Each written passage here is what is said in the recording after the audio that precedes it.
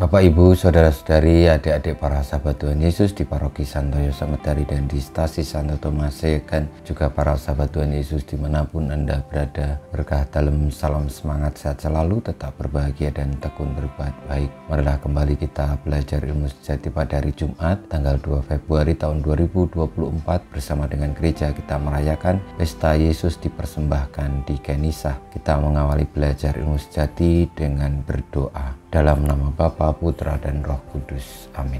Allah Bapa yang Maha Kuasa dan Kekal, hari ini Putra Tunggal-Mu yang telah menjadi manusia seperti kami dipersembahkan kepadamu di Kenisa. Di hadapan hadirat-Mu yang agung, kami mohon dengan rendah hati, sucikanlah hati dan budi kami, agar kami pun menjadi persembahan yang pantas bagimu. Dengan pengantar Tuhan kami Yesus Kristus Putra-Mu, yang hidup dan berkuasa bersama Dikau dalam persatuan Roh Kudus, Allah sepanjang segala masa.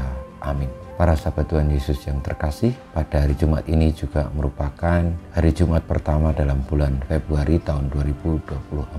Kita akan belajar ilmu sejati dari Injil Yesus Kristus menurut Lukas bab 2 ayat 22 sampai dengan 40.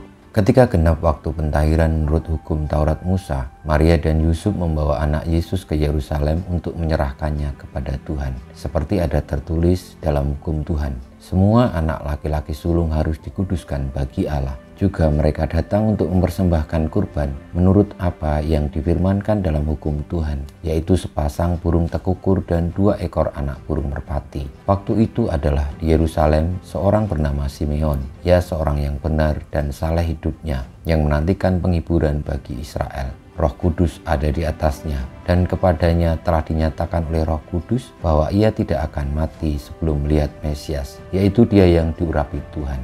Atas dorongan Roh Kudus, Simeon datang ke Bait Allah. Ketika anak Yesus dibawa masuk oleh orang tuanya untuk melakukan kepadanya apa yang ditentukan hukum Taurat, Simeon menyambut anak itu dan menatangnya sambil memuji Allah. Katanya, "Sekarang Tuhan, biarkanlah hamba-Mu ini pergi dalam damai sejahtera sesuai dengan firman-Mu, sebab mataku telah melihat keselamatan yang daripadamu, yang telah Engkau sediakan di hadapan segala bangsa, yaitu terang yang menjadi pernyataan bagi bangsa-bangsa lain dan menjadi kemuliaan bagi umat-Mu Israel." Yusuf dan Maria amat heran akan segala sesuatu yang dikatakan tentang anak Yesus. Lalu Simeon memberkati mereka dan berkata kepada Maria, ibu anak itu, "Sesungguhnya anak ini ditentukan untuk menjatuhkan atau membangkitkan banyak orang di Israel dan untuk menjadi suatu tanda yang menimbulkan perbantahan. Dan suatu pedang akan menembus jiwamu sendiri, supaya menjadi nyata pikiran hati banyak orang." Ada juga di situ seorang nabi perempuan anak Fanuel dari suku Asyar, namanya Hana. Ia sudah sangat lanjut umurnya. Sesudah menikah ia hidup 7 tahun bersama suaminya, dan sekarang ia sudah janda berumur 84 tahun. Ia tidak pernah meninggalkan bait Allah dan siang malam beribadah dengan berpuasa dan berdoa. Pada saat anak Yesus dipersembahkan di bait Allah, Hana pun datang ke bait Allah dan bersyukur kepada Allah serta berbicara tentang anak Yesus kepada semua orang yang menantikan kelepasan untuk Yerusalem. Setelah menyelesaikan semua yang harus dilakukan menurut hukum Tuhan, kembalilah Maria dan Yusuf serta anak Yesus ke kota kediamannya, yaitu Nazaret di Galilea. Anak itu bertambah besar dan menjadi kuat, penuh hikmat dan kasih karunia Allah ada padanya. Demikianlah sabda Tuhan, terpujilah Kristus. Para sahabat Tuhan Yesus yang terkasih, pada pesta Tuhan Yesus dipersembahkan di Kenisa mengajarkan kita bahwa dalam menjalani hidup ini, marilah kita juga mempersembahkan diri berpaut pada Tuhan, mendasarkan hidup kita kepadanya.